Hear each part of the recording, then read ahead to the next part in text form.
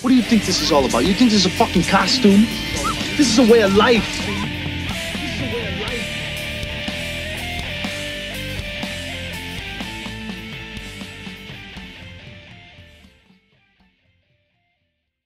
Hey Ballbusters, Bates here with your friend of mine, Ray Mungus, ready to get spooky here on episode 4 of Way of Life Live. Hey Ray, how you doing tonight? I know he's there. Hey, how's it going? How was your nap?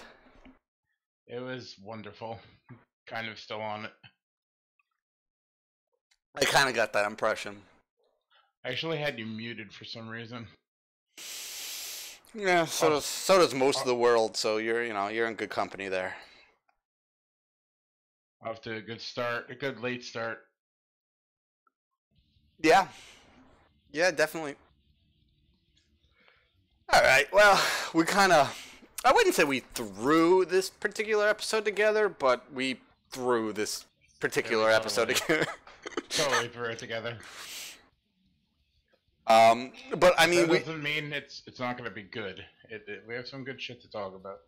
Yeah, there's definitely some good things that happened over the last couple days, without a doubt. Some good news, some bad things too. Yeah, not so much. Well, some unfortunate things. Exactly, and for some fans. Yeah, definitely. Some hopes were crushed. Yes, but believe it or not, there are a ton of deniers out there. Oh yeah, we need to get into that eventually. Alright, so let's take a look here. Let's see what we got going on first. So we're going to start with, obviously like we always do, we'll start with the horror news first. And some of the biggest news coming out of the last few days is the production of the new Halloween movie being delayed until January. I particularly don't think this is going to be a big deal at all, and I do not think this is going to affect the release date in the least. Yeah, neither do I. I mean, it's always unfortunate when a movie, especially a movie you're looking forward to, gets hit with production issues, delays, whatever. But January is only a little bit more than a month away. And we don't know how much they've already filmed. But, I mean, only a month delay on not a super intensive movie to begin with. Now, if this was a big budget movie, like a Marvel movie, then I would be worried. A month delay on a Marvel movie would be massive. I mean, that's almost like a guarantee that the release date is getting pushed back. On a horror movie, not so much. Yeah, I couldn't agree more because movies like this are generally shot with maybe a handful of weeks, 2-3 week productions, and aren't as reliant on as bigger budget pictures on CGI and things like that. So the editing process, post-production, and everything's probably not going to get as affected by a little delay like this. I'd say the biggest problem to come of this is what the fans perceive this delay as, whether it's a script problem, whether it's a scheduling conflict, or what. Basically, with minimal information on what's going on, the fans begin to talk around to the water cooler trying to figure out what the situation is, and something like this gets blown more out of proportion than it should be.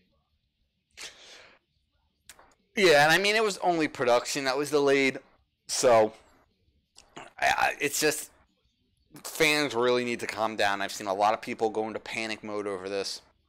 There's no reason to panic.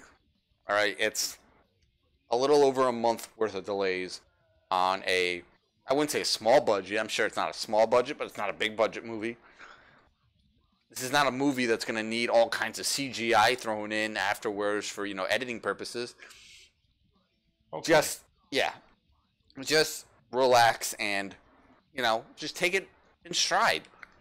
The movie is still slated for October 19th, 2018. This delay is not going to affect it. Not at all. Yeah, and it's probably something as simple as some sort of deal as far as like maybe tax write-offs or something like that. A little acorn like that could turn into something big as far as fans go, but something very simple for production. Where they might save a couple bucks and they move it up a few weeks. Which, like Bates said here, it's not nothing to worry about. Not anything. Right now, the biggest rumor going around as to why it was delayed is because they're waiting for more roles on the cast to be filled in, because there's more casting calls being sent out right now. So that could be the issue for the delay. Maybe they're wanting to film some scenes and they don't have all the roles filled for those scenes yet, which makes sense. Yeah, without a doubt. I mean, the only thing it takes is a small character being written into the film, and everything gets switched around a little bit, and then they have to go through the casting, the casting director, and they have to try to find somebody that's fitting of the role, and that's not to mention like gathering extras for the role. That's not an easy process. It doesn't happen overnight. Yeah. Yep. So, there's possible reasons for this delay, and it has nothing to do with pushing the release date back or problems on set or anything like that. So, fans just need to relax, unwad your panties, and just wait until January for more news. This is not going to affect anybody. Exactly. Certainly nothing to sound alarms over. So, moving on to some not great news to awesome news for horror fans in the horror genre. Really awesome news. In general. So, Jordan Peele's horror movie, and it is a horror movie, and if you say otherwise, I will stab you. I'll stab you too. Jordan Peele's Get Out, which I am ashamed to say I haven't seen yet. But I have. It's actually a really incredibly intense movie. That's exactly what I've heard. I've heard nothing but good things about it. And it is on my to-see list without a doubt. It's on the top of my to-see list. And I will be seeing it soon. Nevertheless, I do support the movie. And I support everything that's happening to it right now. What's happening to it? Well, this movie is up for multiple Independent Spirit Award nominations. Now, horror movies in general do not get nominated for anything. Not to mention, they don't get the recognition they deserve to begin with, for the most part. So for a movie to get nominated for multiple awards at a clip, it's crazy. Yeah, I got nominated for 5 awards from the Independent Spirit Awards. Now, impressive. I know it's been nominated in a couple other awards, and Golden Globes. It was, I think, right? Yeah, that's where the news started to break as far as awards go, because there's a little controversy going around the fan community, because it was nominated for drama category. Well, yeah, in the comedy. It's either comedy or drama. It's one or the other. Exactly, and when it was nominated as a comedy, everybody kind of went up in arms saying, "Yeah, wait a second, how is this film a comedy? Like what? Who thought this up? Who put it into that category?" And as it turns out, they don't have a category, and they don't have a category for these specific type of horror movies. And that just goes to show you what I said before is true. They don't get nominated for these things.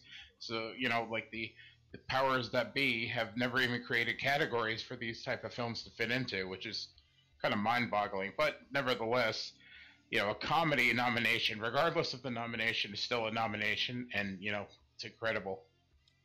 Yeah, it just goes to show you that maybe some of these awards are kind of gonna branch out a little bit and maybe add a horror, category. Obviously this movie is loved by many. It was seen as just an amazing achievement in film. And it wasn't the only film that this year, the only horror film this year that, you know, reached those type of levels. It was another one. It should be the next one on the list to, you know, get some award recognition. It doesn't have to win awards, but just being recognized, I think is more than enough, and it would make every horror fan happy. Yeah, to me it's long overdue. You know, we've been having classy horror movies, you know, since the very early horror films to grace the big screen. So I think we're way overdue to the point where, you know, they need to get off the pot already and start recognizing these films for what they are. You know, not all of them are just slash or gore fests, which, you know, nothing wrong with those, but there's legitimate art out there in this category, and I feel like not only do normal awards, you know, like turn a blind eye to it, but award ceremonies like the Oscars also do the same. You know, when was the last Oscar given to a horror movie? Which is kind of interesting because Silence of the Lambs, maybe? Right. It's interesting that you bring up it. From what I've read, they're launching a campaign to go for an Oscar, for a Best Picture Oscar. I read that too. I don't think it's going to help, though. I don't think it's going to help, but, you know, any chance to, like, chip away, you know, is going to help films of the future, in my opinion. Yeah. You know, so it's worth taking the shot, even if they don't get nominated. It whittles them down a little bit to start saying, hey, these type of films want a reward. They're hungry for it, and it's time for you to open your eyes to it. Yep. And, you know, rattle cages. You know, obviously a petition is not going to do much. It's just going to rattle some cages a little bit and just get that shit out there. And right now, that's what we need. Get Out was nominated for 5 awards right now. Best Feature, Best Director, Best Screenplay, Best Editing, and Best Male Lead. Just all deserving. Yeah. Well, I can't say yes because I haven't seen the movie yet, but I will say it's just awesome. Awesome. It's just an amazing time to be a fan of horror in general. Between the amazing shit we get on TV and the amazing shit we're getting in theaters, there's just, it's hard to compare another time right now to a past time in horror that's been this good. And what a better time too. You know, like for a few years there, it felt as though a lot of these like we were just getting nothing but like Insidious type of knockoff movies in the big screen. And you know, like horror tends to have its ebbs and flows, you know, and they pick up trends that, you know, from one successful movie or whatnot. But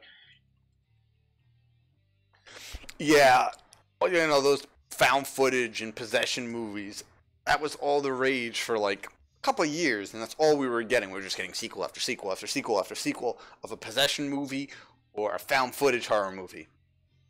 Now we're branching out, kind of exploring the genre a bit more, and so, you know, surprise, surprise, we're finding out that the genre has so much more to offer than just found footage nonsense. And the fans are starting to see that. And obviously, non-fans and critics are starting to see that. It's like, oh, wow, this is a horror movie, and there's no ghosts or, you know, jump scares. This is like psychological shit right here.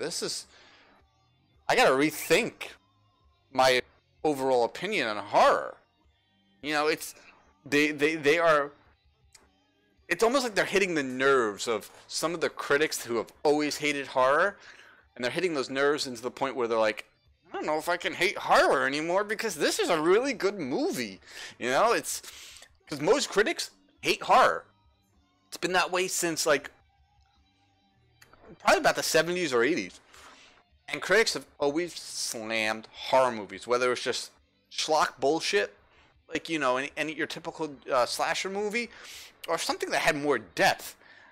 Like, in my opinion, Devil's Rejects. I think that Devil's Rejects is so much more than just a gore slasher flick. It tells an amazing story, and if critics would just put aside their hatred for the genre, they could see that this movie was deserving of some type of award recognition back in 2005 when it came out.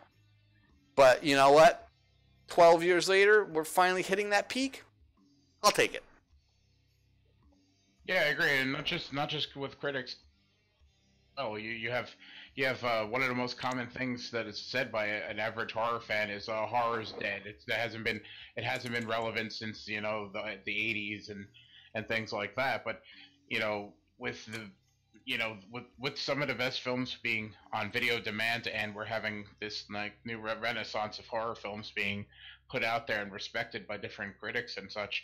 I feel like we're like you said earlier, we're entering a new era and it feels really good to be a horror fan once again. It feels as though we have hope to I guess break the mold a little bit and change things, and change the way critics and the average moviegoer see horror fans. The way us fans have been seeing it for as long as we can remember. We're finally opening up that world to the rest of the world, and they're seeing what we see. Yeah, I mean, it only took decades, but you know what? Better late than never. And it's so weird. It's so weird when you think about it now, in such a PC age where you can't do or say anything without fucking offending somebody. And you know what? I'm going to get into a little rant probably later after we're done with all our nonsense. Because something about some of this PC well, not even PC shit, but it's just something really fucking hit a nerve today with me. And I went off on a tangent on Twitter about it. But we'll get into that later. I'm not going to detract from the rest of the news. But yes, right now, horror is at a all-time high for fans, for critics, for everyone. Whether you're into the TV shows we're getting, which are phenomenal, or the movies we are getting, which are just as phenomenal. And then it's just, I can't ask for anything more as a fan. I'm not going to get into my particular, I can't really dive into spoiler territories because Ray hasn't seen this yet, but the new Punisher Netflix series borderlines horror in a way, with just how much overall brutality, blood, and gore is in it. And it's just, you in a time like right now, like where we're living, where every week there's a shooting. Every week, people are dying who don't deserve to die because some nut job with a gun is just shooting them. I understand why some people think a show like The Punisher coming out now is not really appropriate, but I don't think there's more of an appropriate time than now. I think now is the perfect time because we need that escape. Instead of turning on the news and seeing, a dozen people shot by a maniac, let's go turn on a TV show and see a fucking bunch of horrible people gunned down by a good-hearted maniac. It's just we're just living in a time where we need to just expect the unexpected when it comes to what is appropriate and what everyone kind of just, I can't think of the word, but now is the time to start pushing this stuff, and maybe eventually all this PC nonsense will start dying down. Maybe these type of movies, these type of shows will start to desensitize everybody to this fucking, all this microaggression PC bullshit that we're living in. This is not the world I grew up in as I was a kid. But now it's just, as I said, you can't go anywhere, say anything, do anything without pissing somebody off, and it's just not gonna. It's just not a way to live. No, I definitely understand where you're coming from with that. And going back to the escapism thing, I think with all these horrors in the world, like you're saying, it's nice to have a story attached to these things, not just sort of a random set of brutality, that actually happens. Like when it's a different story when you're watching something in fiction, as though, or instead of watching it happen and take place in real life. Like watching these things take place in the big screen, small screen, whatever you want to say. It has a different effect on you than dealing with this every day. And I think it's a good way to escape out of it, even though it's so similar. It's I don't know. It brings you to a different place, and keeps your head on right, and makes you realize that, like, it's not all just bad in the world, and there's different aspects of it, different things where we're seeing it as entertainment value rather than watching this stuff unfold in actuality. It's horrible to see, horrible to go through, and all that. It's really tough to live in the world and then experience it in a different sort of way, via a small screen or a big screen. Yeah, it's just the way I see it. There's no getting around this shit anymore, especially in 2017. So let's try to find some way to enjoy this type of violence. Obviously we don't want to see it in the real world, but it's just gonna happen. I mean, as I said, I would rather turn on a TV show and see this violence, knowing that it's not real, than turn on the fucking news and see it. Yeah, I agree. And there's nothing that's changed about the way these films and TV shows are being made. These stories and the the level of violence have if anything, it's went down over the years. It's I don't think it has any sort of bearing on what's happening in real life. It's just that now we're also dealing with it in real life. So like, why should we have to change the fiction? I guess like if we're seeing everything take place, in I guess in real time, like why should we have to go around and switch what's been the same all along? Yep, exactly. It's just the world we live in. Let's not let our world fucking collapse in on us because of the world we live in. Yeah, just adapt. That's all I gotta say. So moving on, our favorite release company, Criterion. The god tier of DVD and Blu-ray. Yes, especially when it comes to anything horror. These people do right by the fans, and then some. Criterion is getting ready to release new versions of Night of the Living Dead and Silence of the Lambs. And like you would think at this point with those movies, like what more could we possibly get from them? Well, Criterion always finds a way to deliver the new good stuff. And that's what we can definitely expect from Night of the Living Dead and Silence of the Lambs. You want to go over some of the stuff we're getting on those? Yeah, for sure. To start, I guess, with Silence of the Lambs, we have plenty of releases. There's been plenty of releases over the years regarding that movie. This particular one seems to be getting a 4K digital restoration, which is huge for the HD TV crowd. The Blu-rays, the 4K buffs, and all that. Everybody is clamoring to try to get the best picture possible, and here we're going to be getting it. And Criterion, they don't mess around when it comes to, I guess, giving you the best product, like the best film that you could possibly get, out of their releases. To go along with that, there's going to be an audio commentary from '94 featuring the director Jodie Foster, Anthony Hopkins, the screenwriter, and a former FBI agent, which is pretty cool. There's going to be some interviews with critics, 35 minutes of deleted scenes, just a slew of features to go along with it. And when Bates says that, you know, they're a favorite company, there's no other way to go when it comes to, you know, the releases and such, when it comes to buying these things. But the big news here is Night of the Living Dead, and this is like monumental if you're a Night of the Living Dead or / George Romero fan.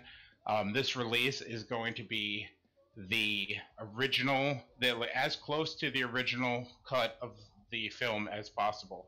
Somebody had discovered the original film, I believe the negatives, and the original creative team went back and supervised a full restoration of the movie, like the way George Romero had cut it to begin with. And George, before he passed away, had said that this is the closest to the original you're going to get. So it's going to be an experience like you've never seen before on any other release.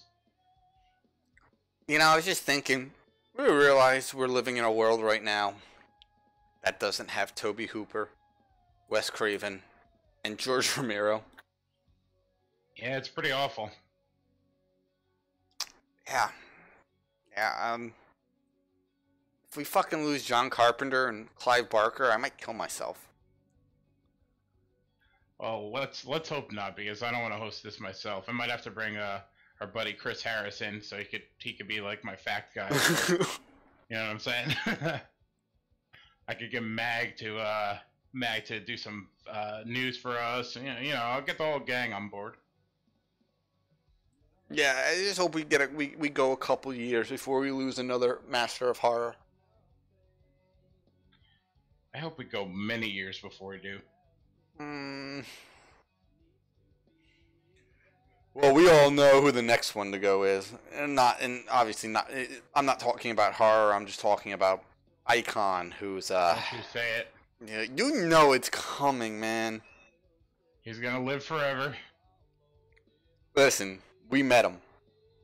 We got his autograph. He didn't look at us, but we met him. I shook his hand. It was I want the photo op. Had the photo op. We're talking about the great Stan Lee, national treasure, and hopefully we find the fountain of youth before he even thinks about dying on us. Yeah. All right. You know what's up about that? I don't mean to deviate too much, but every time I see his name in the news for like some sort of accolade, or I know my heart stops. Like I that moment, you know, like your mouth immediately goes dry, and you're like, oh wait, he has a new TV show, or he has another cameo in a Marvel movie. A new autobiography just came out. It ages the years of from 80 to 89. Exactly. Like you know, like the minute you realize he's still okay, you're like, okay, back to it. You know, you don't have to worry as much. Yeah. Well, hopefully he'll stick around for another decade. Agreed, definitely. But you know, to get back to the Night of the Living Dead thing real quick, a couple of the other features are Night of Anubis, a never before seen work print edition of the film. Anubis. A documentary. Anubis, my bad. Basically, a bunch of filmmakers speaking on, the effects the film had on them over time. Never before seen 16mm dailies reels.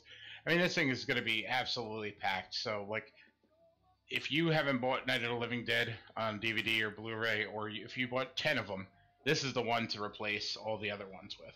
You know, you're not going to find a better one after this. And it seems like this is going to be arriving along with Silence of the Lambs, February 13th, 2018. Yeah, I don't know any fan who doesn't have at least six different copies of Night of the Living Dead. Because it's public domain, they just throw it on every DVD because they don't have to pay for it. I agree. I think collection of Night of the Living Dead DVDs to two. One was the more definitive one they released recently, and one was a colorized version, which I thought was pretty unique. Oh, I've never seen that.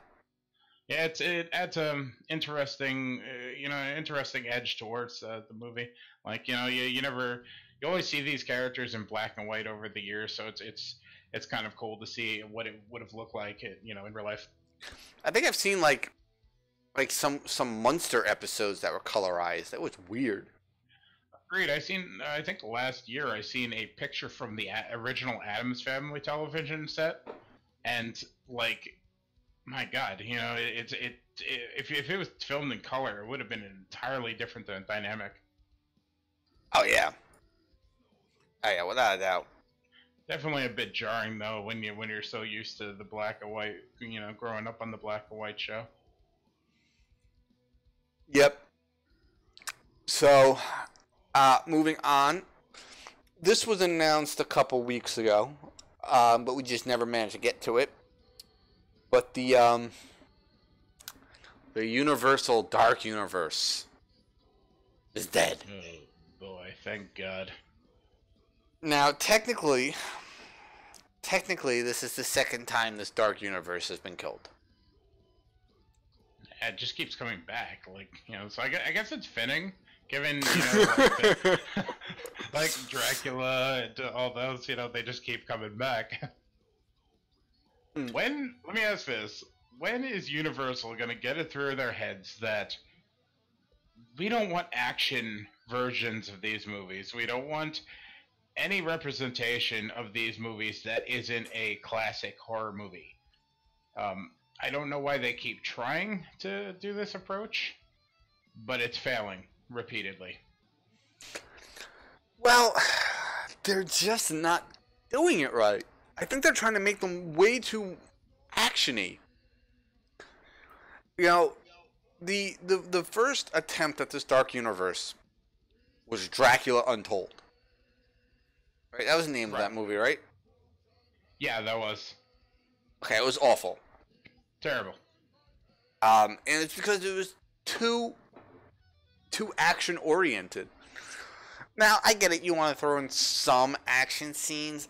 Yeah, fine. But Dracula, in all manners of speaking, is a tragic hero. Yeah, without a doubt.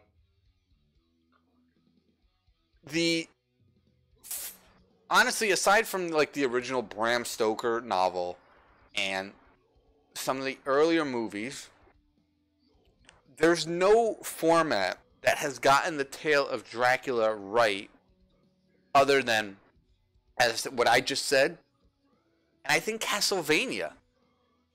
And thank Black Phillip that we have been given a Castlevania Netflix series that actually just, you know, portrays Dracula as this tragic hero. And that's what Universal is missing about a lot of these characters. These characters don't necessarily want to be evil. You think Frankenstein's monster wants to be evil? No, that dude just wants a friend. All right, that's all that dude wants. He just wants a friend, and yet they try to make all these new Frankenstein movies into something that they're just fucking not. There were what was the last one? I, Frankenstein. Fucking Harry Potter was in it. Yeah, but wasn't the dude that played Two-Face in the Batman movies in that movie as well? Aaron Eckhart? Oh, he was. Yeah, I think he played the lead, if I remember correctly. Mm-hmm. And Daniel Radcliffe was right under him in that movie. Mm-hmm. And I caught it. I caught it a couple months ago. And I'm watching it, and I'm like, I had no idea what the fuck I was watching. Then you know, Dracula Untold, same thing. It's Dracula. Frankenstein wants a friend. Dracula needs a fucking therapist. I don't know what the Mummy would need. Clothes? Maybe that's why he's so angry. He sees everyone else. He sees everyone else in a nice fashion, nice suit, nice tie, some fucking, black Italian fucking leather dress shoes, and he's walking around with some raggedy ass fucking bandages. I would be mad. I would want to put a curse on you if I had to wear that shit. Agreed. I mean, Dracula has a cape. Frankenstein has a nice big and tall suit. Yeah, he's even Frankenstein's monster's got a fucking suit jacket. Yeah. Mummy Invisible Man has a real nice, real fancy trench coat going on, a nice pair of sunglasses, fedora. I think we've figured out what's wrong with the Mummy. Yeah, so, you know what? You ever run into a mummy in real life, run away from him, or you know what? Goodwill. No, don't bring him to Goodwill. That's going to piss him off even more. Yeah, but it's better than the rags that he has, you know what I'm saying? It's a step up. You let him chase you to a Italian tailor and get him a nice custom tailor-made suit, I guarantee you'll never be cursed again. Maybe the Mummy could reverse curse, you know what I'm saying? Like you get him a real nice Italian tailored suit, they'd be like, oh well, I'm gonna give you some good fortune. Maybe it works reverse, like a genie or something. All of these theories that we're coming up with are infinitely better than what they did with the Tom Cruise Mummy movie. Yeah. So they could have made a movie like this and it had been significantly better. The most insulting part about this dark universe, in my opinion, is these guys are the founders of these movies. They have the blueprints to make these movies work. They have all the money in the world to try to develop them into something unique in this era. And then they're like, let's get Tom Cruise. That's what the Mummy fucking needs. Tom fucking Cruise. Like, who does that? You know what? I think they were trying to capitalize on the success of the Brendan Fraser Mummy movies. And I'm not going to lie. I like those movies. I'm a big Brendan Fraser fan. I love John Hannah to death. And those movies, again, we're going back into the late 90s, early 2000s. Those movies, those were the kind of movies that came out then.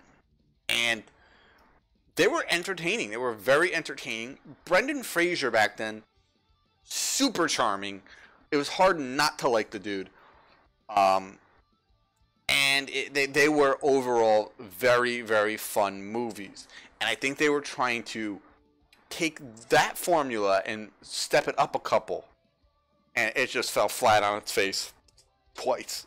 It almost feels like those sequels that come 10 years after the movies, and then they expect to have the same sort of welcome wagon on board for it, and then it falls flat in its face.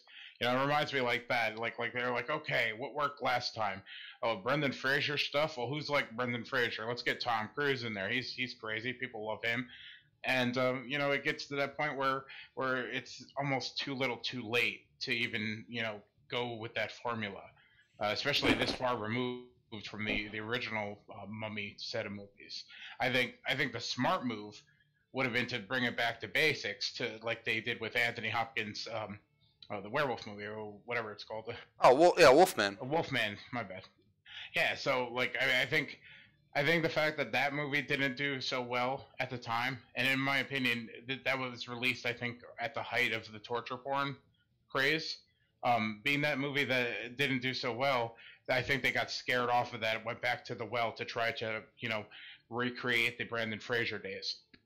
You see, that Wolfman movie, that should have been the start of the Dark Universe. I couldn't agree more. It was a tremendous movie. Who was in that? It was Guillermo del Toro, right? I think so. I'd have to double check though. It was a good movie. Like, they took the original blueprint and they built on top of it without oversaturating it. And now it wasn't a perfect film, but if that was the kickoff to this dark universe they've been trying to do for years, would have been a damn good fucking way to start it, in my opinion. But no.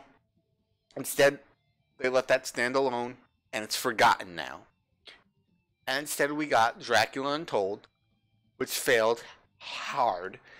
And then we got The Mummy, which failed hard. I don't think we'll be hearing about the Dark Universe again for another 5 years. Easily. Just a correction, Benicio del Toro.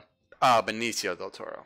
And something I didn't know, actually, you know, the Guillermo, yeah, Guillermo is a director. Benicio's the actor.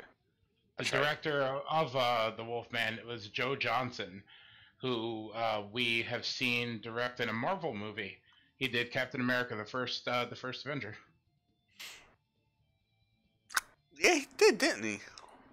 Yeah, that actually surprised me. I didn't know he directed The Wolfman. He also directed Jurassic Park 3, but let's not talk about that.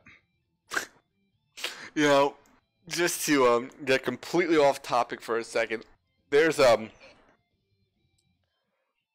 time I think about Jurassic Park 3, I think about this I try not to think about it. There's this really, really funny YouTube video, and I think it was done by the same guys who did Juggernaut Bitch. And I'm listening. Basically, it's the one scene in Jurassic Park 3 where all the raptors are surrounding all the humans because they stole some raptor eggs. Mm-hmm. And the raptors just come in and they you know, they obviously they dubbed them talking all ghetto and shit. And oh my god. It's downright like the funniest fucking thing I've seen since like Juggernaut Bitch.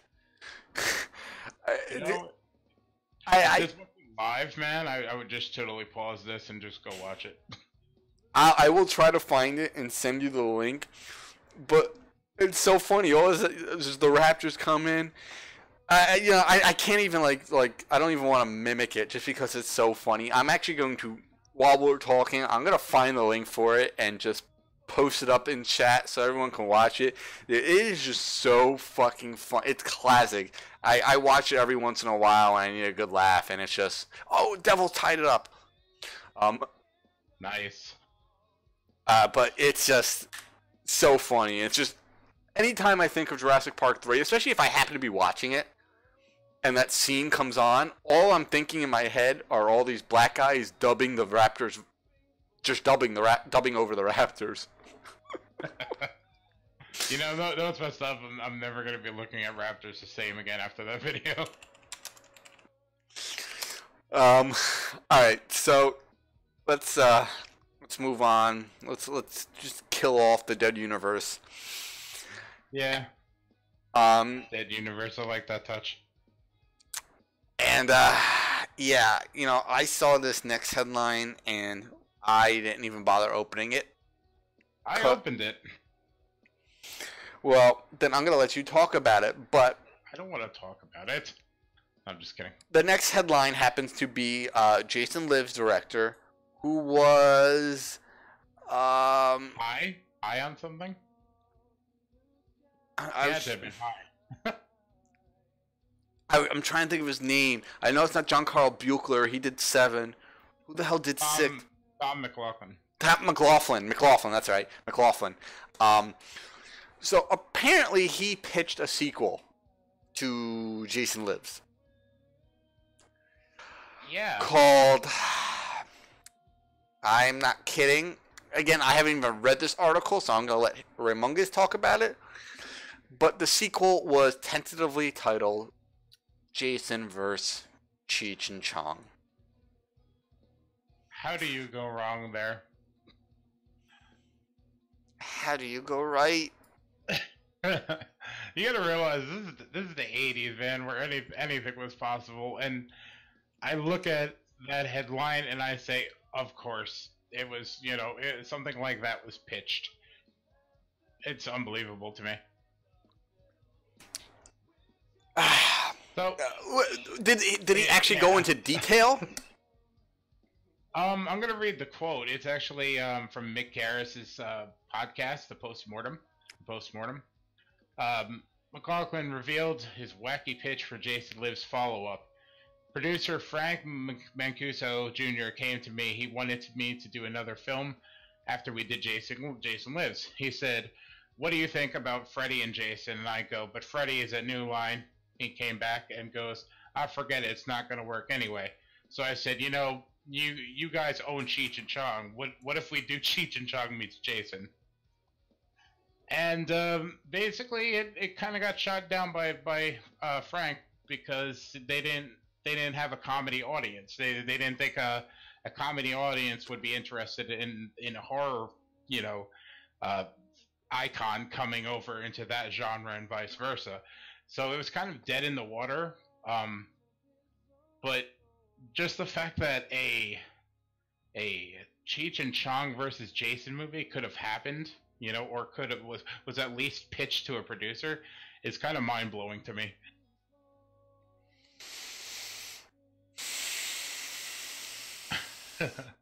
I find it interesting though. The only thing that piques my curiosity about it is it kind of harkens back to the days of Abbott and Costello meet whoever, one of the Universal monsters.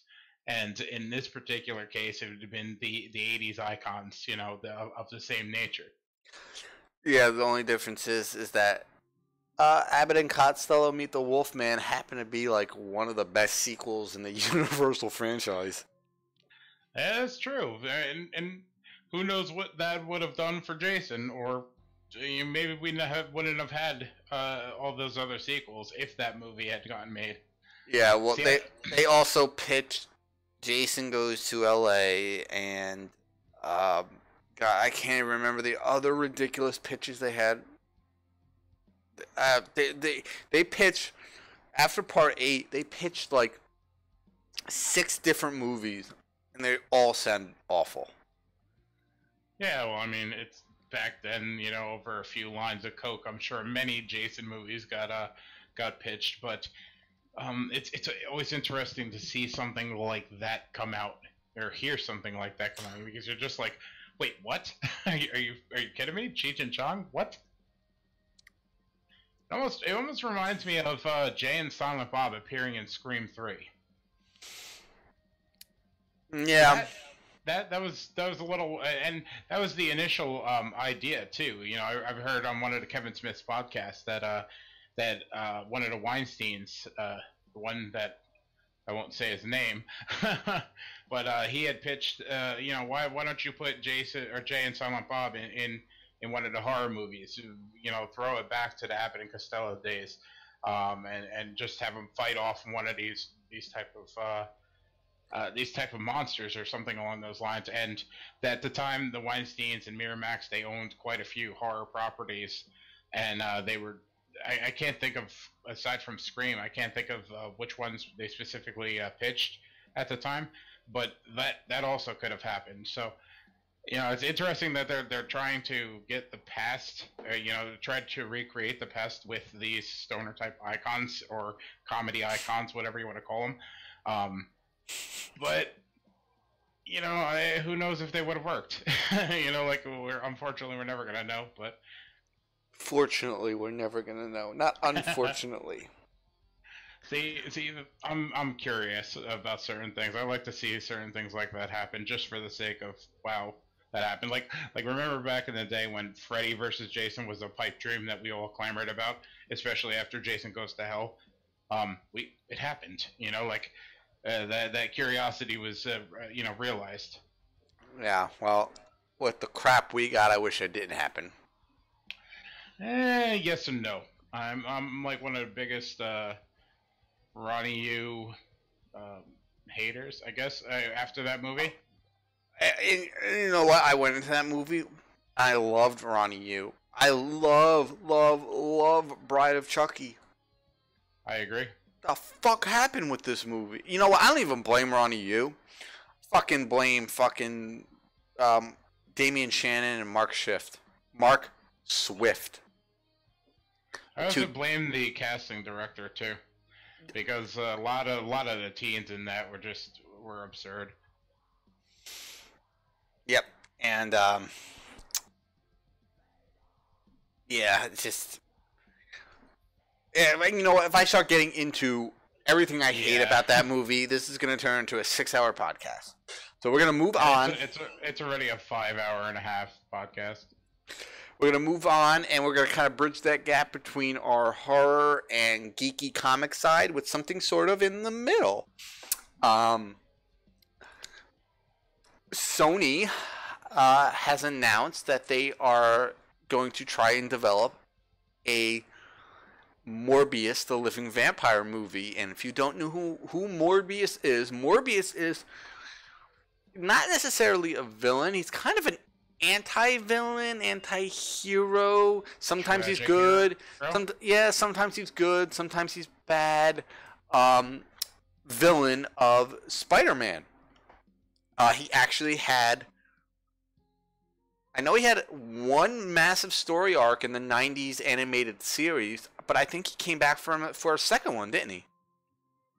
I don't remember the second one as well, but I do remember the first, and that has always stuck with me. As a horror fan, comic book fan, I was always blown away by vampires entering the superhero genre. You know, like I never expected to see horror-like creatures coming into that universe, and when I saw the vampire storyline, you know, mixed with the love angle and everything like that, I was just like, wow, like, you know, my mind's being blown by two of my favorite worlds crashing together. Yeah, it was. I remember the story arc on the series pretty vividly because they brought in Blade, and Morbius didn't bite necks and suck blood. He had these like little vaginas on his hand, and he would grab people and suck out their plasma, not their blood. Yeah, it's a difference. And I remember he had like this crazy heavy accent, and the way he used to say Felicia was just I don't know why I remember that, but he had him and Felicia Harding. If you don't know who she is Black Cat in the Marvel universe. I wonder if they're going to be crossing over. Like, I heard there was going to be a Black Cat movie. Yeah, Black Cat, Silver and Black Cat and Silver Sable. Yeah, like we might actually. That's probably where we would see him first, or vice versa. We might get a Morbius cameo in that movie if that comes first. But if Sony were smart, they would partner with Marvel Studios, so we could get Blade in there.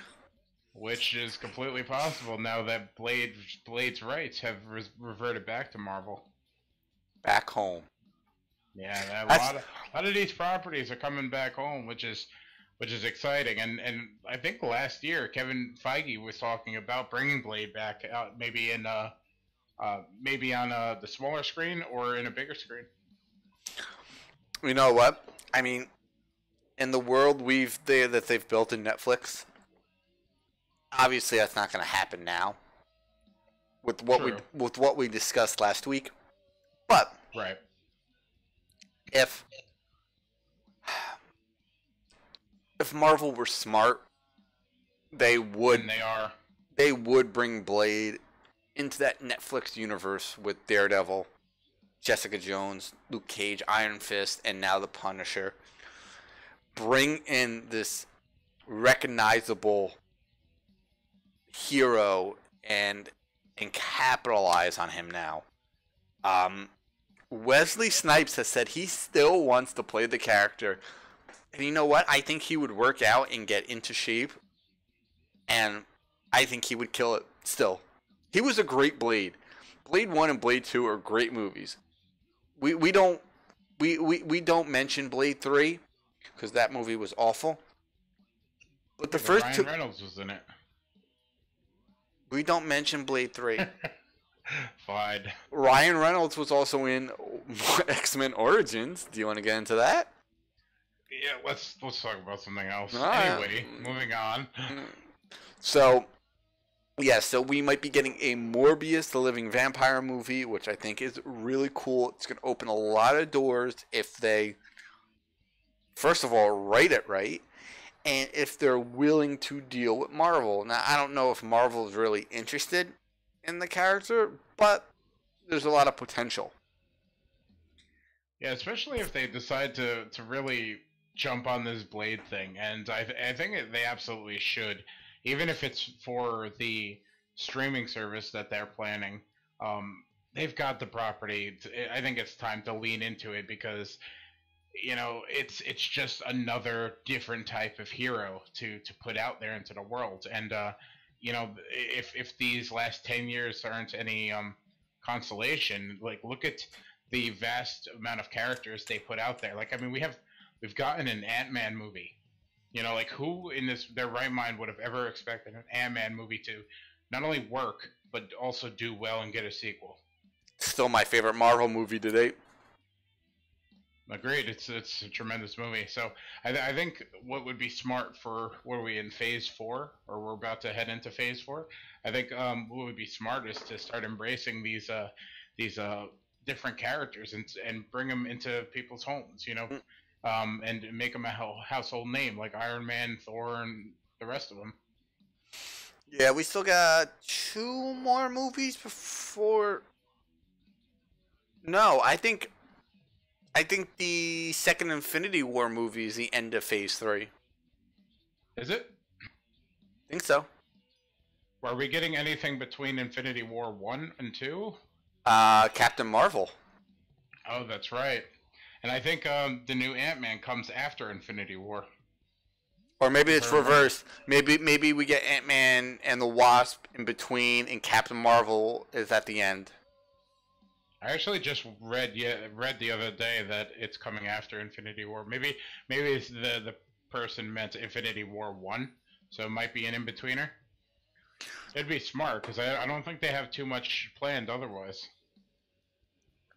You know what? Bringing up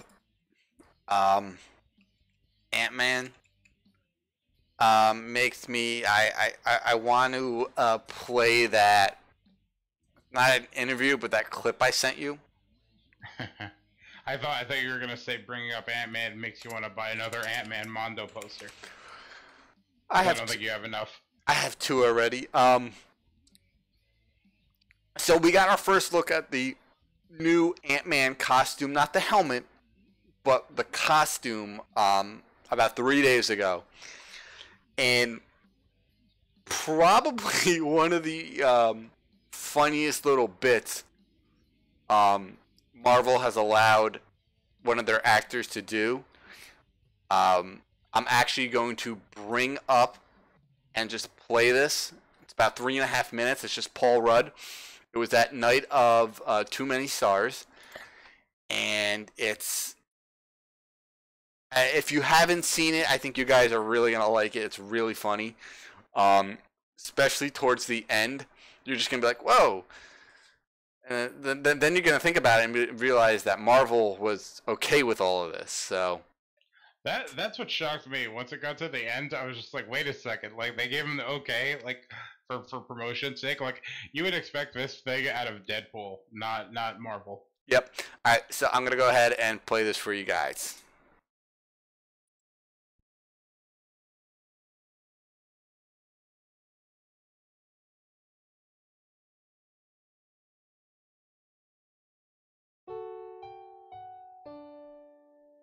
Hey everybody, I'm so sorry that I'm not there with you in person, but as you can see, I'm here in San Francisco on the set of Ant-Man and the Wasp, which is really cool because Marvel's pretty tight-lipped about this kind of thing, but they've allowed me to be in the suit, on set, filming and answering your questions. It's a way of saying thank you for supporting such an amazing cause and helping our friends with autism get the schools and services they need.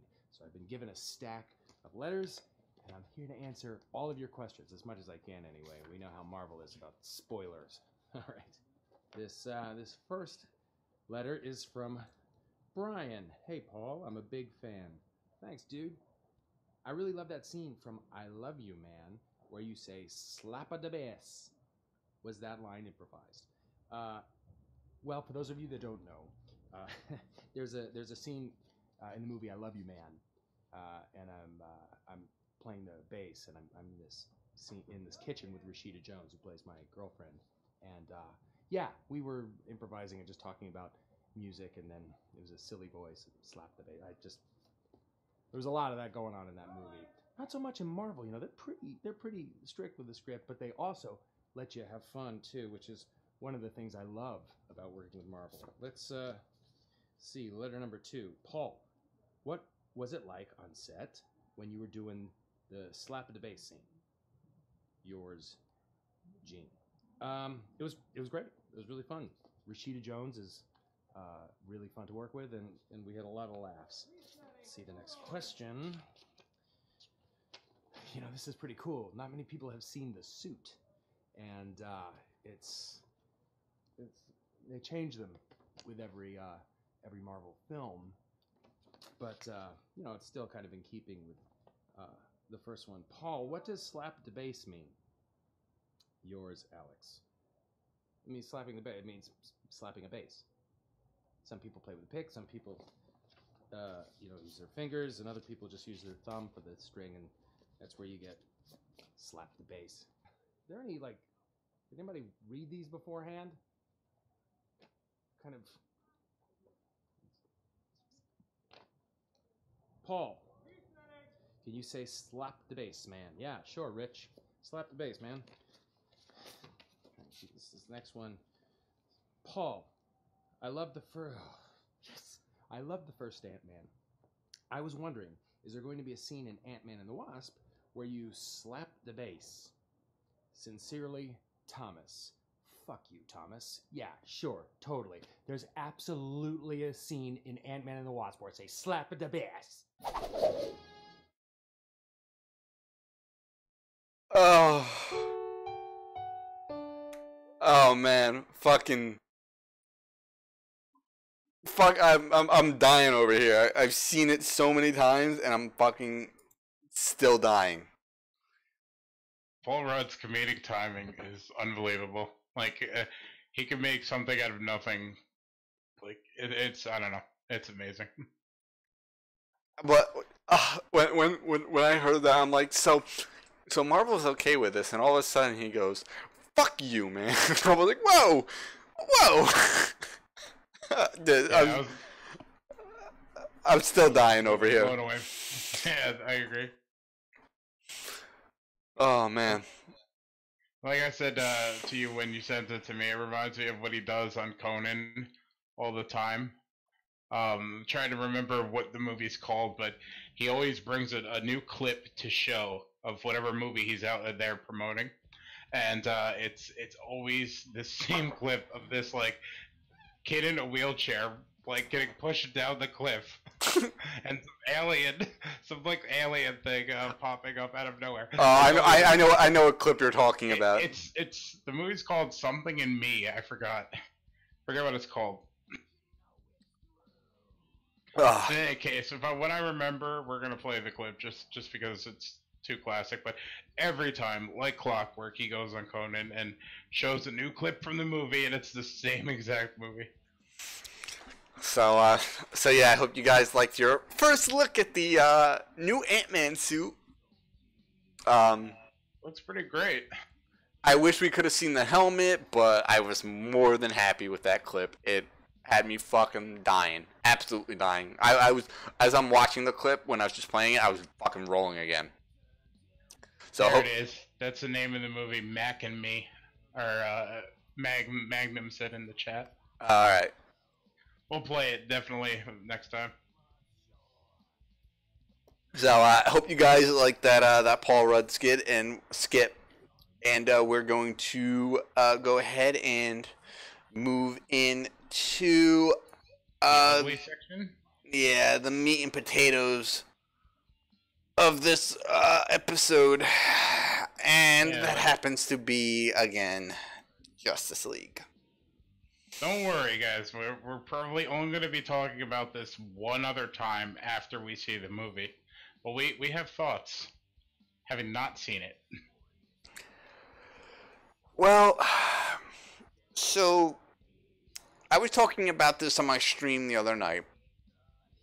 We're gonna go ahead and put this in perspective for you. Justice League is a team-up movie, all right? Just like the Avengers was a team-up movie. The Avengers, when it came out domestically, did about 207 million. All right. That was 2011? Something like that. Okay. So let's go into now, 2017. Yeah. The latest comic book movie we had before Justice League was Thor Ragnarok, which currently is loved by fans, loved by the critics, and it opened domestically at about 120 million. All right, that was its weekend. Justice League, all right. Now I'm going to remind everybody, Justice League is the DC team-up movie with Batman, Wonder Woman, The Flash, Aquaman, and Cyborg. But I mean, seriously, who the fuck gives a fuck about Cyborg? And towards the end of the movie, Superman. All right, so we got all these heroes. Wait. Superman's alive. Shocking. DC team-up movie. All right, opening weekend domestically, 94 million. Yeah, originally they said it was 96 million, but it was adjusted on Monday, and it looked a little more grim than people had thought. It took until Tuesday for this movie to hit 100 million domestically. Now, for any other type of movie, that would have been like amazing. For a big budget, and it's not even, this isn't even big budget. This is massive budget. We're talking 300 million plus on production alone, and a rumored 150 million plus on marketing. All right, so, and this movie just hit 100 million on Tuesday.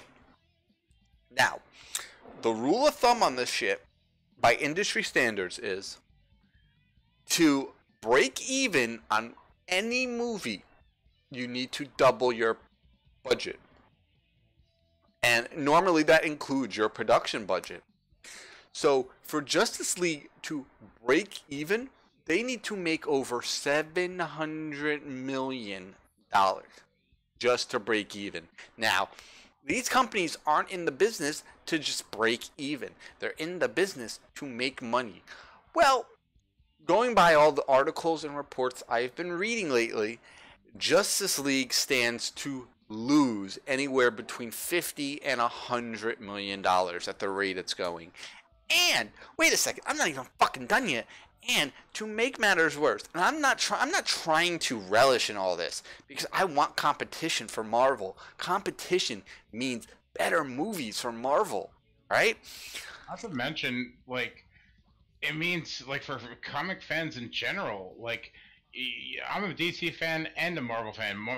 I lean more Marvel, but I'm also a DC fan. I want to see good movies out of these things. I want these things to be as successful as possible, because it makes, like you're saying, it makes the competition do that much work that much harder to put out a better movie. But at the same time, I want to see these movies, you know, have a leg of their own to stand on, just to witness these things. Yeah, no. Again, I'm a comic book fan too. Any comic book I'm on board with. Now, I don't like DC. Not a fan of DC. I don't like their characters, but I will give them a chance because I'm a fan of the genre. Obviously, I like Batman '89. I like Batman Returns. I actually like Superman Returns. I think that was a great Superman movie. I think I love Hellboy. Hellboy 2 is my overall favorite comic book movie of all time. You know, Still haven't seen it. I'm not even getting into that one. I'm a fan of the genre. But as I was just saying before, to make matters worse for Justice League, Coco, a Pixar animated movie, opens this weekend, and right now it's tracking to dethrone Justice League. This is only Justice League's second week, and if it hits number 2, that is not good because 2 weeks later, Star Wars comes out, and that's just going to fucking wipe the floor with Justice League. And pretty much anything else that comes out for the next month or probably 2 months. Yeah, I mean, at that point, Thor Ragnarok will be done with its theatrical run, and it's already over 700 million. It's already done fantastic. You know, it's, if you haven't seen Thor Ragnarok, please fucking go see it, and just fall in love with the character of Korg. He's the best character. Have you seen it yet? No, I was supposed to go today, but I had some things to do. Soon, this weekend, hopefully. I'm gonna see probably Thor and Justice League back to back. Things to do. Yeah, he had to nap. No, that was later. If you guys haven't seen Thor yet, go see Thor. So much fun. Just I can't say enough good things about it. But I can say enough bad things about Justice League. Now, what? No, I can't do that. I haven't seen it yet. I will see it. I'm gonna see it for the sake of this podcast and to have a proper discussion and opinion on the movie. So I will be seeing it soon. But I have seen a lot of clips and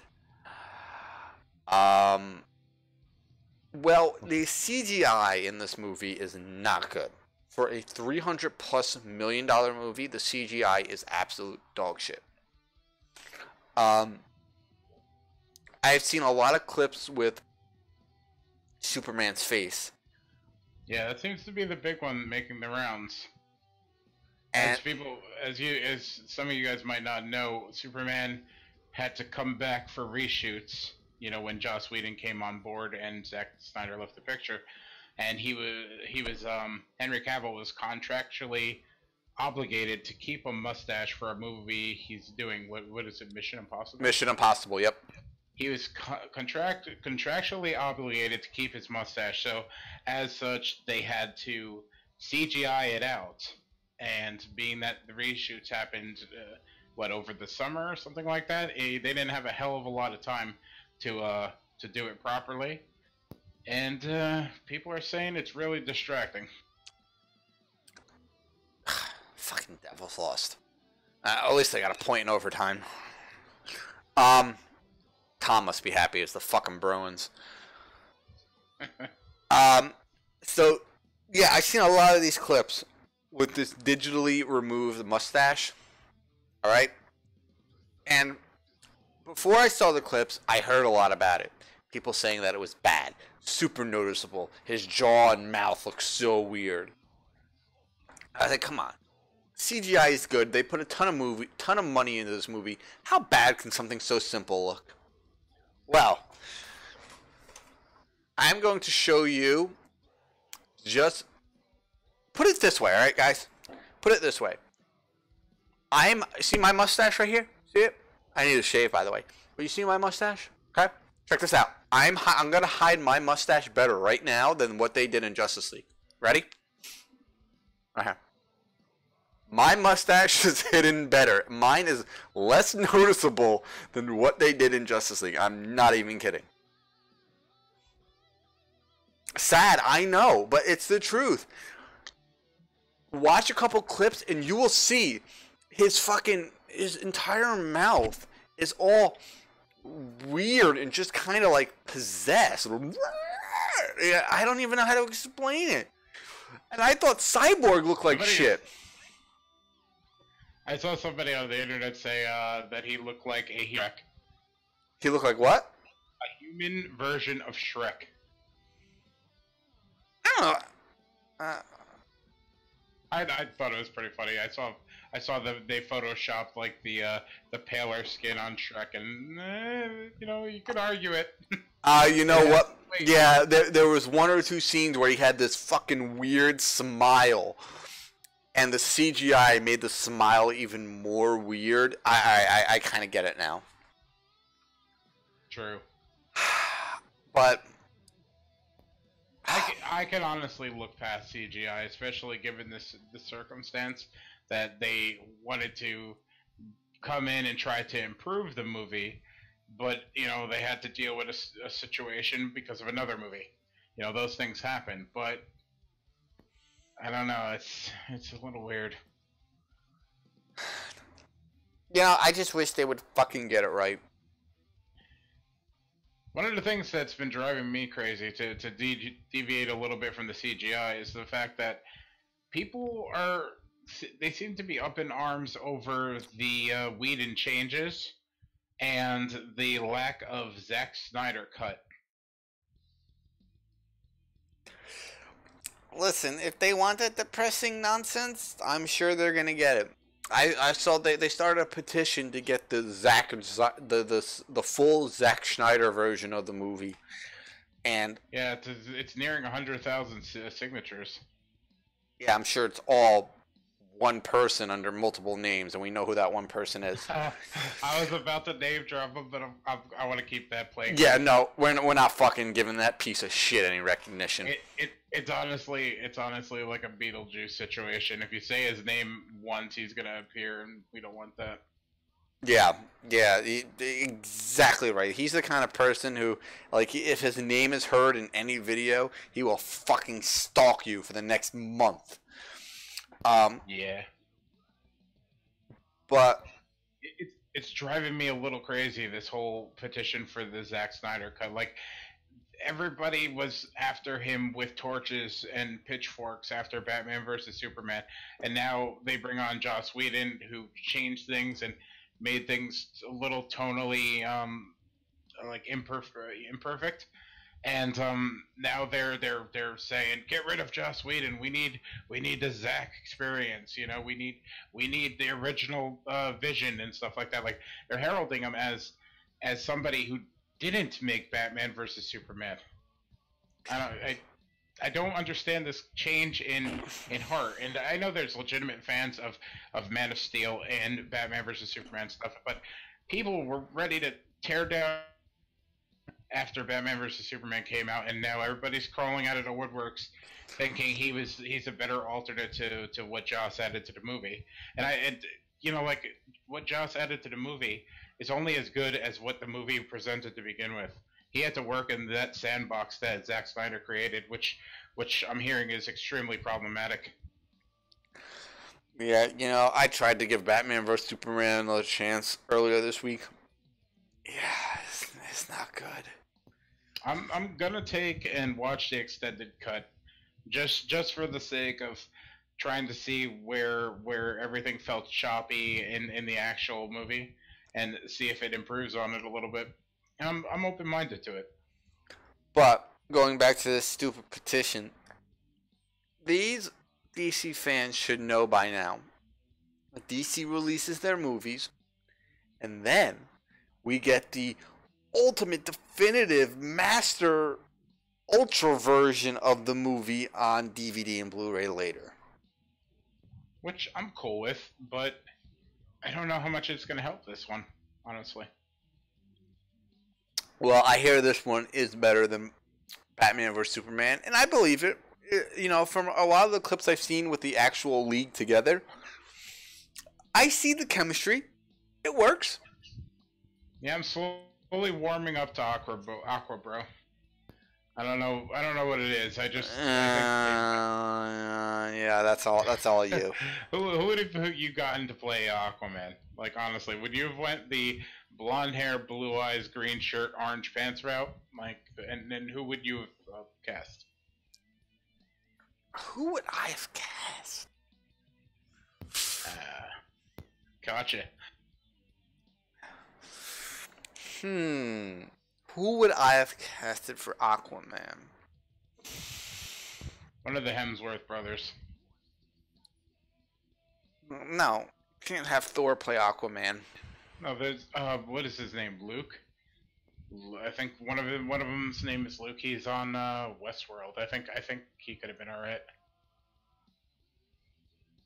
Fabio. I'm gonna ban you for that, Mag.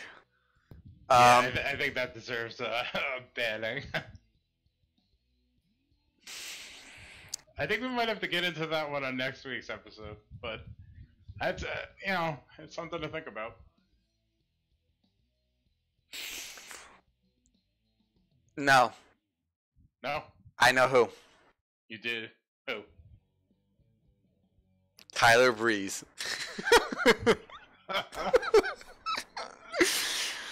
Oh, that's horrible. But like in character, right? Yeah, of course. With the boa and the spandex pants that are all glittery.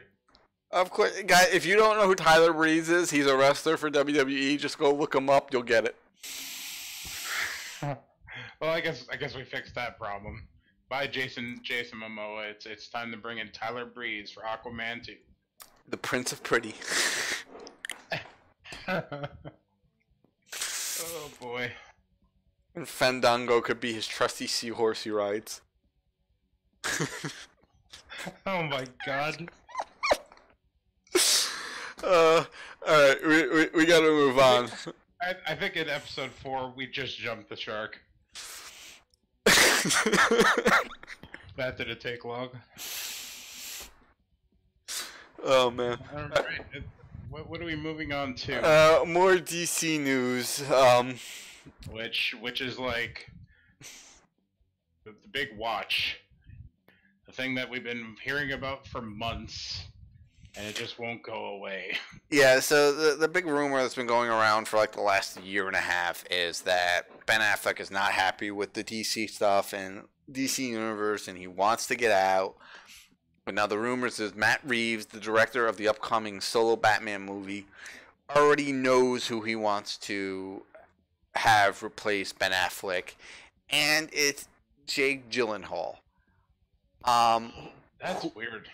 It is weird. Now, I am not a fan of Jake Gyllenhaal. I think Jake Gyllenhaal is a very versatile actor. He's got almost, it's weird because he has a masterful deadpan. And when I say masterful deadpan, I'm talking like the likes of Bob Newhart. Now, if you ever seen the Bob Newhart deadpan, he was the master of the deadpan. Jake Gyllenhaal is right up there. His deadpan is ridiculous. But he's also a super versatile actor. From good movies to bad movies, he shines in all of them. I agree. I think the fact that he's versatile might save him in this role, but that deadpan that you speak of, definitely not Bruce Wayne characteristic. No. At least with the way they're going. No, not in this universe. Oh, yeah. They're moving away from the frowny stuff, remember? It's all rainbows and sunshine and flowers and all that good stuff. Rainbows and lollipops. And Cyborg for some reason. And boom tubes and mother boxes. But I don't know how I feel about Donnie Darko being Bruce Wayne. It's very weird to me. He's a great actor, but I think that they're making the same exact mistake that they did with casting Ben Affleck. I think Jake Gyllenhaal wouldn't fuck him over like Ben Affleck seemingly is going to, but they're casting a star in a role that doesn't need a star. You could put anybody in as Batman, and Batman sells it. You know, not who the characters plays. That's beneficial to maybe overseas sales and things like that. But you know, they don't necessarily need to get a star, and I think what they should do is go the route of Marvel, get an unknown and build him into a star. In this way, they could contract him for X amount of movies, and they could make him into that next huge actor. Alright, I'm a Marvel fan, but I'm gonna kind of have to back you up on that one. They don't really cast unknowns. We got Robert Downey Jr., not an unknown. Chris Evans at the time wasn't huge, anywhere even close. No, but he had already played Johnny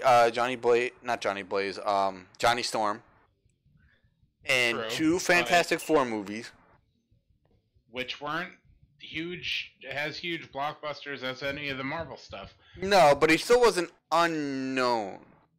No, I'm not saying unknown, but not A-list material. I think Jake Gyllenhaal is, he's been in huge movies, he's been in lesser movies, he's been in classier pictures. So he might work in that sense, but like some of these guys, like Chris Hemsworth coming onto it. Yeah, no, you're right. You're right on that one. Who's the guy playing Black Panther? What was his name again?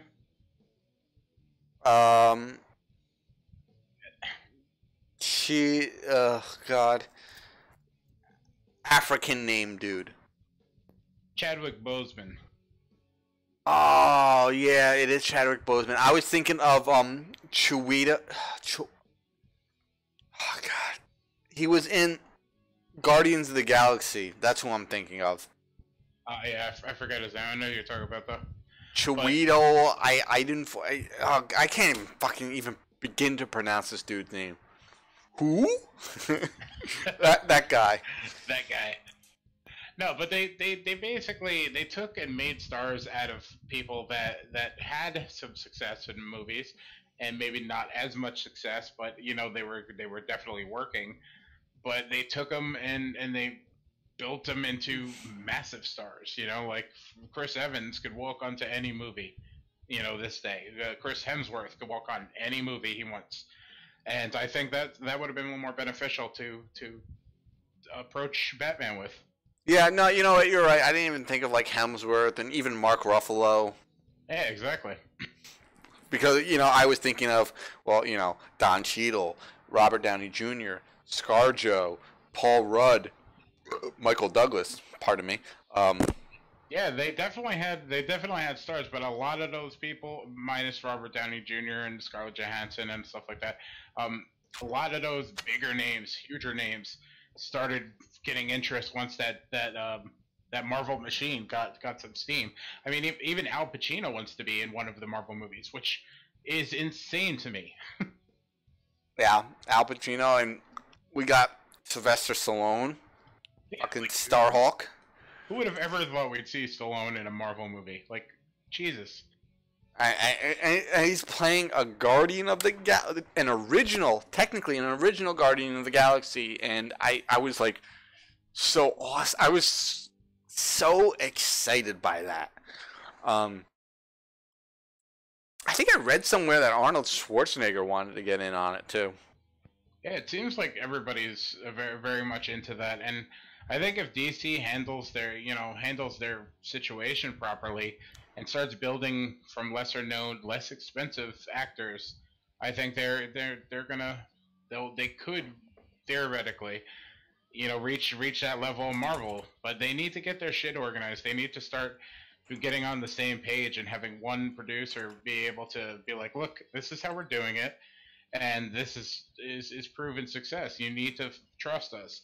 And by Justice League alone, it shows that they don't have. It shows that the studio's interference with the filmmaker and everything like that, they're far from the same page, and they just don't know what to do with the properties. And that's on every front: casting, script writing, pretty much everything. And this is speaking from somebody who has not seen the movie yet, but at the same time, you see the situations, you hear what people are talking about, and it seems like it's Batman versus Superman all over again.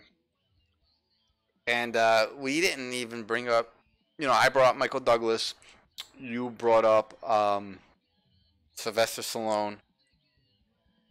We didn't even mention fucking Kurt Russell. Exactly, like friggin' such a legendary actor. Just walking onto a Marvel role. Just technically the same thing with Sam Jackson. True. It's these classic actors. They're getting these parts, and it's just making most of us old school comic fans happy to see these actors playing these characters. I mean, I wanted the original Ant-Man movie to be all about Hank Pym. And I remember that. And I was really, really against Scott Lang being the main character.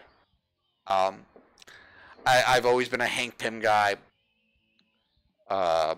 He's had some great controversial story arcs, and he's just a very versatile, very in-depth character. Scott Lang, not so much. But then when I saw what they did with Michael Douglas in the first Ant-Man movie, and then how well Paul Rudd adjusted to the role, I was like, all right, I am so on board. And it quickly, after 2 or 3 viewings, became my favorite Marvel movie. And I mean, my favorite Marvel property are the Guardians of the Galaxy. I've been fans of them for fucking years, way before the movie ever came out. Way before the movie was even announced, I was a really big fan of the Guardians of the Galaxy. But Ant-Man, that movie, what they did with it, just blew me away.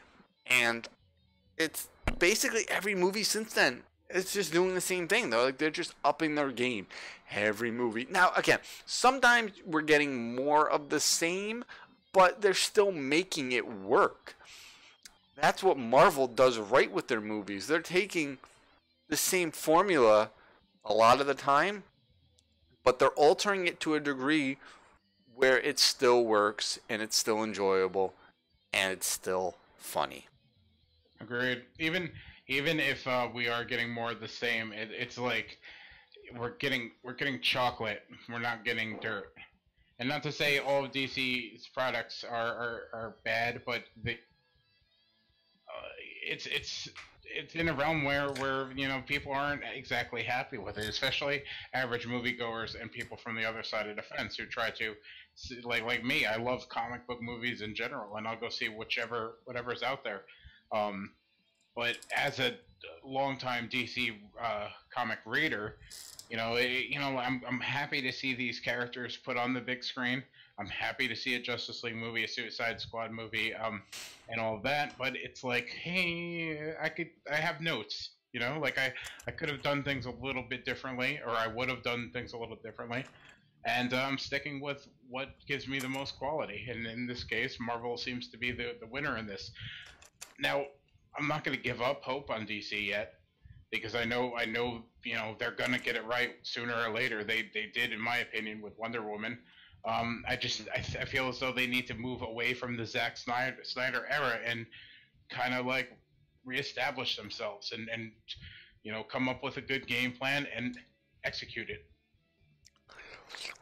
Yeah, and it's really weird watching the DCEU movies, and then going back and watching the Dark Knight trilogy. It has given me a newfound respect for those movies, which I have never liked.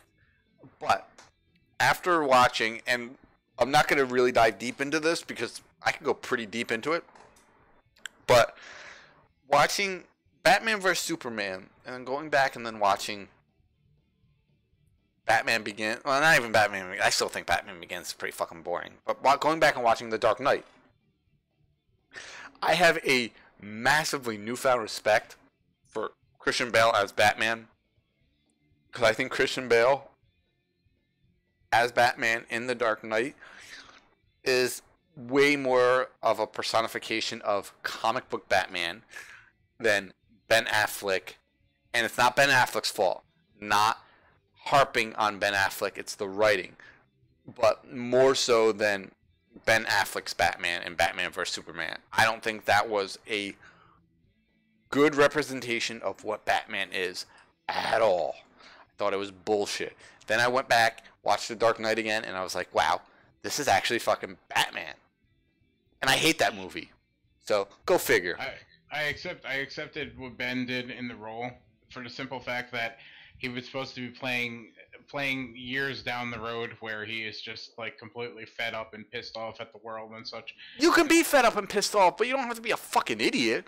Well, I mean, I agree, but that's the point that I'm trying to make. I think that the movie had way too many plates to balance, and it suffered in the writing. The character suffered in the writing as a result of it. Yeah, it's I think if the writing was better, I think Ben would be a great Batman. Now everyone's like, what were you gonna say? I was gonna say if they didn't have to shove all of this Justice League planning into one movie, I can almost guarantee that that version of Batman would have been written significantly better. Yeah, you know, I was just about to get into something, but you know what? We're probably gonna end up doing 2 or 3 different episodes a week, shorter episodes focused on certain topics. And I'm going to save my particular thoughts, opinions, and criticisms on what we're currently discussing for one of those centralized episodes. I'm good with that. We don't know when this particular format is going to happen, but it's just because our Wednesday night episodes are just going so long, and like we're fucking almost up to 2 hours already again. And so we're trying to find we want to find a way to break it up because we can't keep having these 2-hour episodes. So I like the longer episodes simply because they they're more relaxing. We don't feel under the gun, but I do want to do those. I do want to separate certain things into like special episodes. You know, like very thematic episodes. Yeah, so that's something we're working on. I don't know. It might be another week. It might be another month. It could be another 2 or 3 months before we really start doing that. But it's just it's just because we really want to just cut down on the time of the Wednesday night episodes. So I'm going to save my thoughts on what we were just talking about until one of those episodes. And I just want to give one last thing out there. Despite what we're talking about regarding this Justice League movie and the DCEU in general, I'm a very firm believer in not following what other people say. You know, don't go on Rotten Tomatoes. Don't listen to what we're talking about. Don't read every review under the sun. Go out and experience it. You know, like if you're semi-interested, go pay a few bucks and go check it out for yourself because you never know what you're going to get out of it and how you're going to react from it. yeah, exactly. I've revisited all the DC movies. I still think Man of Steel is crazily like emo and depressing, and I think Batman vs Superman is more of the same, just way more disconnected. Man of Steel was nowhere near as disconnected as BVS was. Suicide Squad was just an acid trip that they decided to film. Like that. Wonder Woman. Now, Wonder Woman is not a bad movie. Wonder Woman is just not a particularly good movie. I personally think Wonder Woman got the reviews and praise it did because of the time we're living in, especially with all this female empowerment, which I am all for. If there is one thing that turns me on, it is a strong, confident, powerful woman. I love that. So don't get the wrong idea when I say what I just said. But I do believe that people overlooked a lot of the flaws Wonder Woman had because of all of this female empowerment going on right now. Again, which I am all for. But I think it really masked a lot of the issues the Wonder Woman movie had. Again, not a bad movie, just not a great movie. Just my opinion, though. And then we have Justice League, which I can't really say for sure how good or bad it is because I haven't seen it yet. But, you know. Leave it to us to be able to like rant straight up for like 30 minutes on Justice League without seeing it. But again, we're reporting, you know, based off of the news and everything and giving opinions on that, so it's not too far-fetched. Yeah. So, we're going to quickly get into the final topic of the night because we could probably sit here and talk about comics for the next 12 hours. As we do. And I would like to stream tonight, though the wifey has been sleeping, I'm not even kidding, since like 4:30 this afternoon. Did you just get back, or? She got back Monday, but I think she's still adjusting. Yeah. So Hey, had it not been for me checking my phone and looking at the clock, I probably would have been sleeping too. so we're gonna get into the final topic of the evening, and it happens to coincide with the giveaway I'm doing on Live Deliciously in Game for the Blu-ray of Christmas Evil, my personal favorite Christmas horror movie. There's the Blu-ray right there. Some lucky being will win this if more people fucking enter the giveaway. I swear to God, I can't even give this away. Nobody wants it.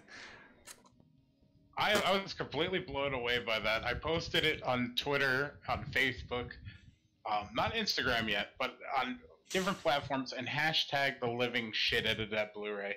And again, I think I checked like a day or two later, and there was still only the same amount of comments.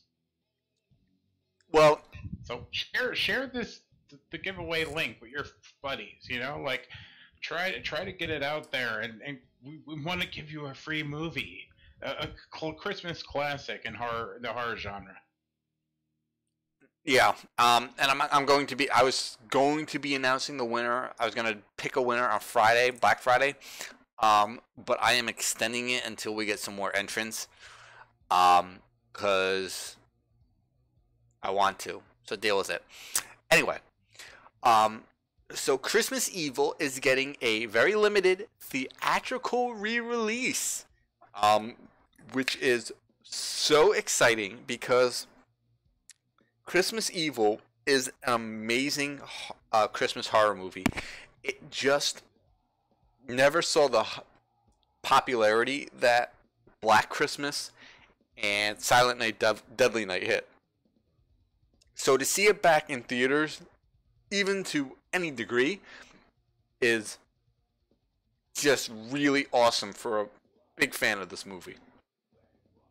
Yeah, and they aren't going small on this either. Like, this theatrical release is going to span from November 23rd, which is tomorrow, actually, starting in Atlanta. Yep.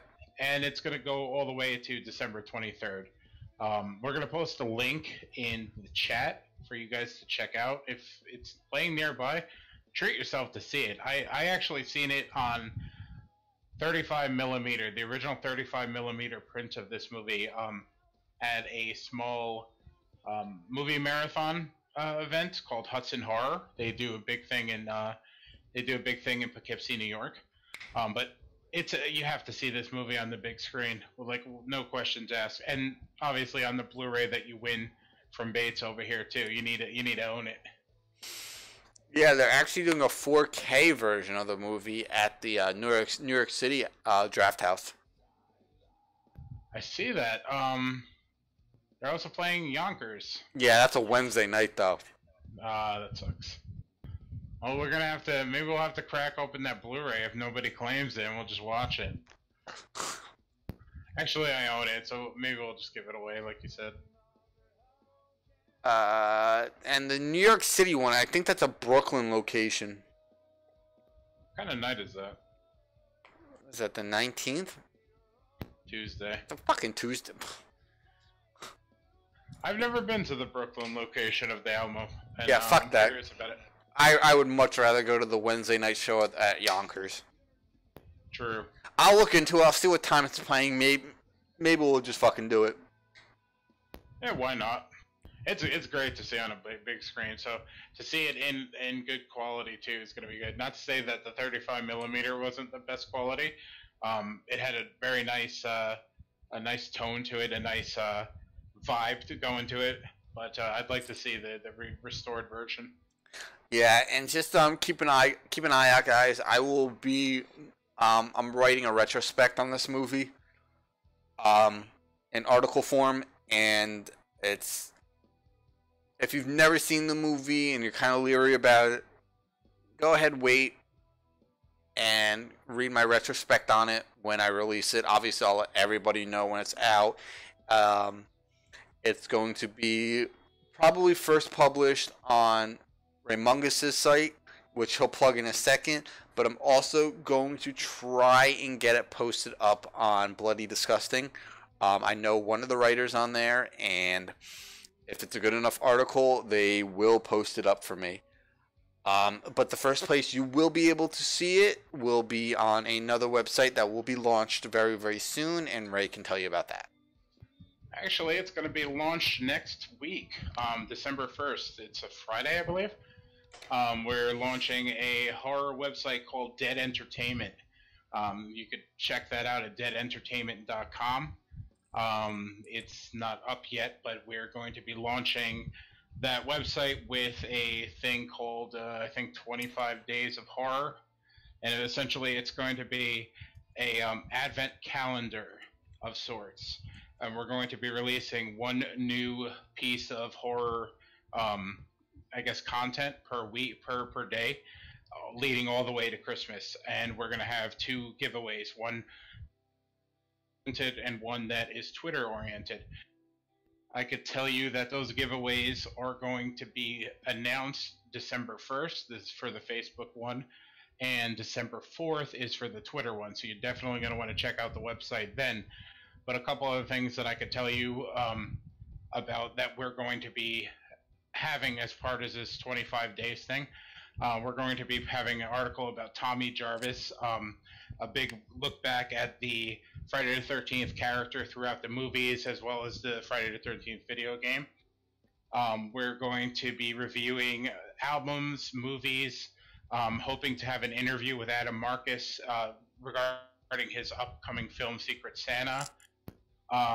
We're going to have a live commentary event that Bates is also going to be a part of on December 16th.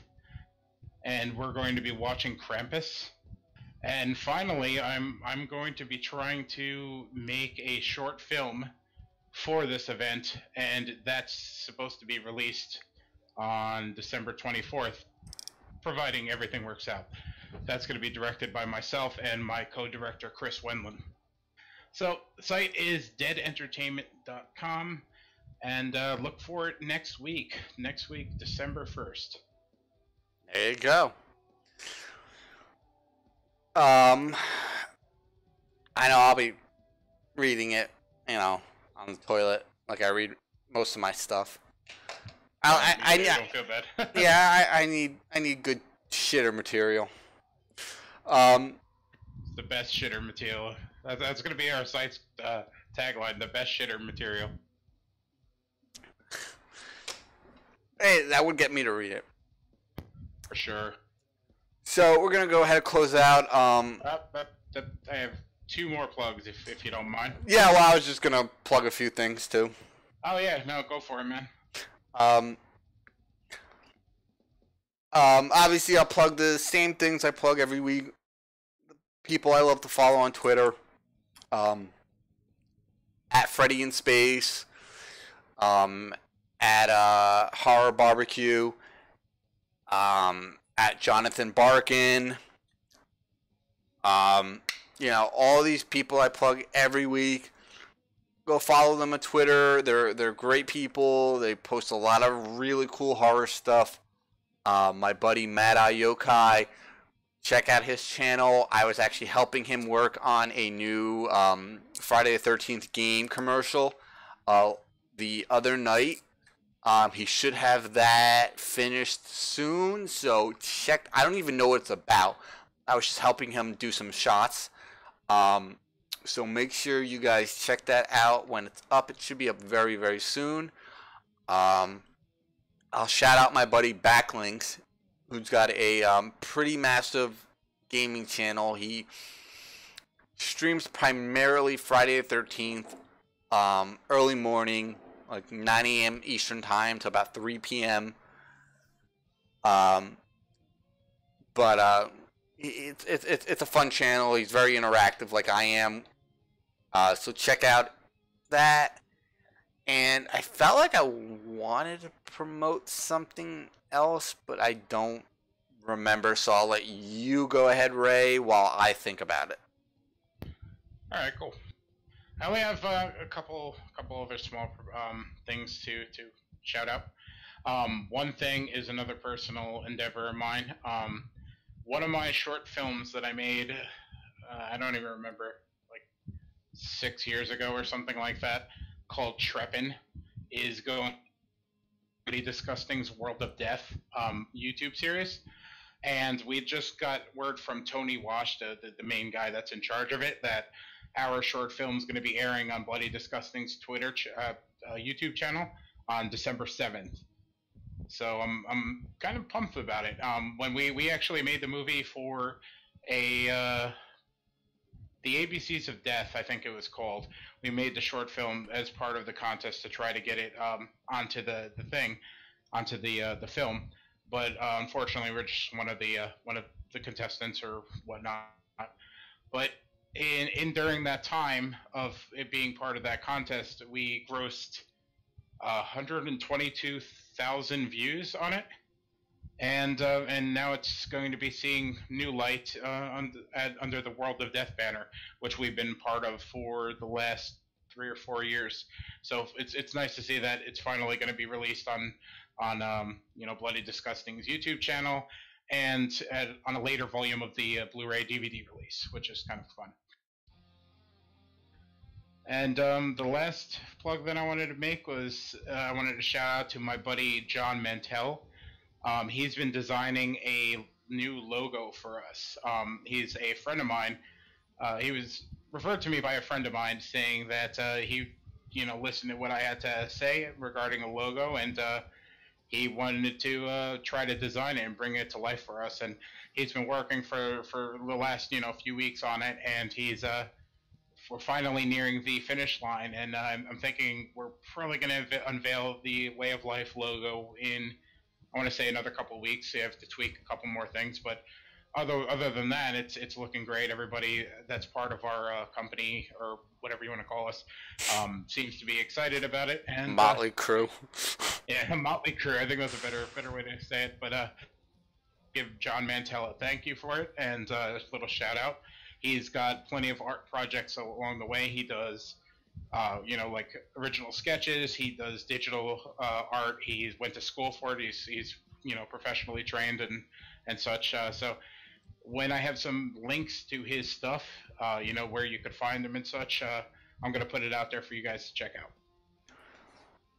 All right, man. Definitely sounds awesome. I thought of the other shout out I wanted to give, and that is to our good friends at Gray Matter Art.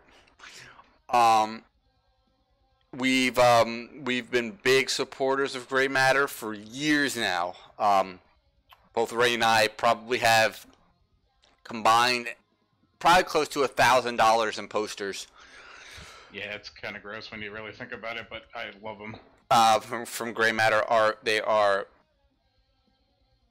Think of Gray Matter Art like Mondo, but without all the bullshit. You can actually buy these things as opposed to pay quadruple the amount on eBay for them. Exactly. These guys are great. I'm giving them a shout out because they are doing a Black Friday sale called the Mystery Tube. I believe when you buy a poster, I think it's going to be about $80 shipped. When you buy a poster, you will be getting a random signed limited edition or sold out poster slipped into your tube with what you bought. And they have a list of what you could possibly get extra. And I'm going to be buying something because there's 2 or 3 posters in there I really want to get my hands on. One happened to be a Guardians of the Galaxy poster signed by James Gunn and Michael Rooker. Yeah, not going to lie, I want it. Another one happened to be a Stan Lee signed poster. Yeah, I want it. So, I don't even remember. Yeah, but it could be a white blank piece of poster paper, and just Stan Lee is good enough. So, yeah, guys, check them out. Black Friday sale, Gray Matter Art. These are great guys. I see them twice, sometimes 3 times a year. They're super friendly. They They will help you out. They will cut you deals. I can't say enough nice things about the guys at this company. They are just amazing. I'm also going to give a quick shout out to our favorite horror t-shirts, Fright Rags. Ben at Fright Rags, been a friend of ours for many, many years. We've been supporters of them for well over a decade. I believe they are also doing a Black Friday sale. Magnum, one of our regular subscribers, supporters, has a Fright Rags shirt. He won it on my Friday the 13th trivia contest. So he can attest to the quality and amazing art that these guys can put out. So check them out as well. As I said, I believe they are also having a Black Friday sale. Fright Rags tees. Check them out, guys. You will not be disappointed. All right, Ray, you got anything else to add? Yeah, I just wanted to say, sorry, I got lost there.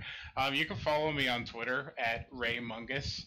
And don't forget to follow us on Facebook. Like us on Facebook, facebook.com/wayoflifenet. And you can find us on Twitter at wayoflifenet. And one day I'm going to get around to making an Instagram and all the other things these crazy kids use these days. So follow us. Yep. What he said, you can find me on Twitter, Bates_MotelMT. It's right there in the fucking video if you're watching it. But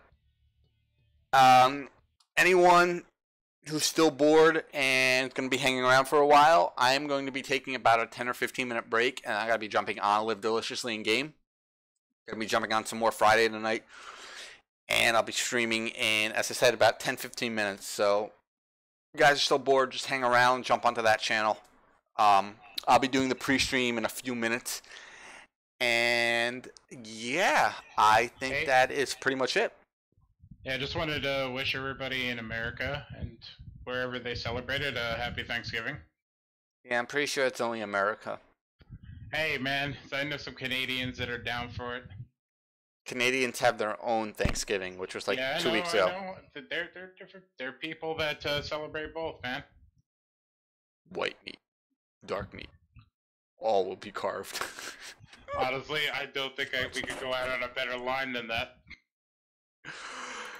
Alright guys, thank you for tuning in this week.